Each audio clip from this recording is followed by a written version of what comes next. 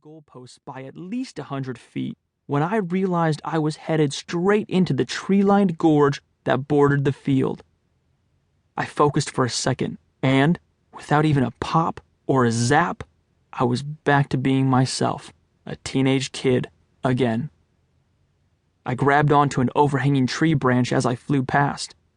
Hanging one-handed over the gorge, I frowned at Dana. "You did that on purpose, didn't you?" I called to her. "Tried to launch me into the briar patch?" She laughed in the way only she can. "Daniel, you look like a hopelessly depressed orangutan."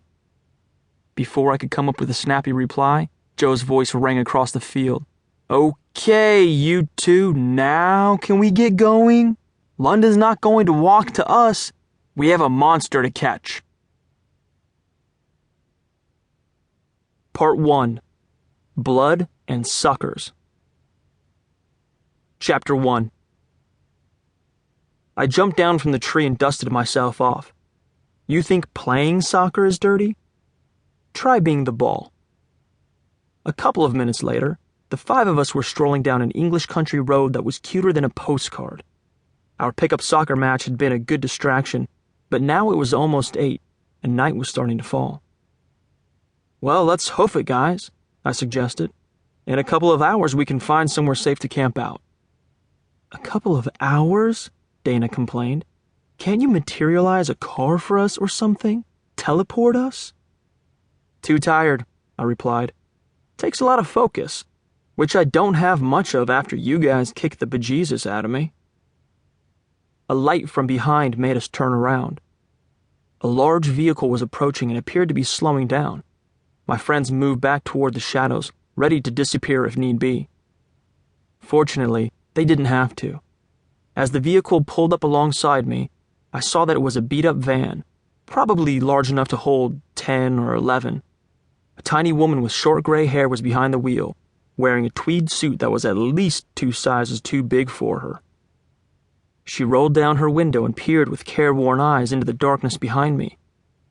I thought she would ask directions, but instead she asked, "Are you lost, dearies?" I liked the nice smile lines around her mouth. I liked her spacious van even more. I put on my best harmless backpacking tourist face. "I'm afraid we're stranded, ma'am. We're trying to get to London. To catch some aliens. Number 3 on the list of alien outlaws on terra firma, to be exact." "Oh, Americans!" she smiled.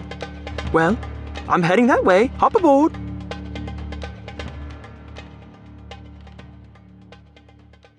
Chapter 2. It didn't take much to convince us. We gratefully piled in, Willie and Emma in the back, Dana and me in the middle row, and Joe sprawled out in the passenger seat next to the driver. We drove in silence for about 10 minutes or so. Joe had nodded off, and Willie and Emma, who are brother and sister, were chatting in hushed, lazy voices behind me. I'd almost dozed off when Dana moved her head in close, almost right against my ear. "Have you noticed anything odd, Daniel?" she whispered. "What?" I whispered back. "The driver's seat. It's on the left side." "So that's where it's supposed to be." "Not so.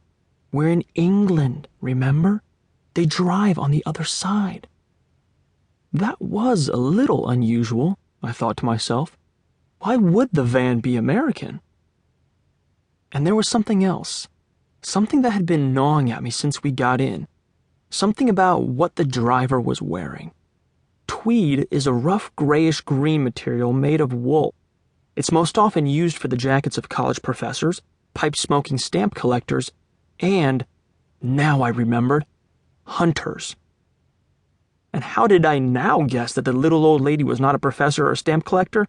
Call me crazy, but it didn't fit with the profile of those folks to be driving a vehicle that had, I noticed with horror, what appeared to be dried bloodstains all over the back seat. I tried to lean forward to get a better view into the front seat. That's when I realized I couldn't move a muscle. I couldn't even blink. "So you've noticed, dearie?" The driver's voice seemed to get deeper and rattle in her throat. Then an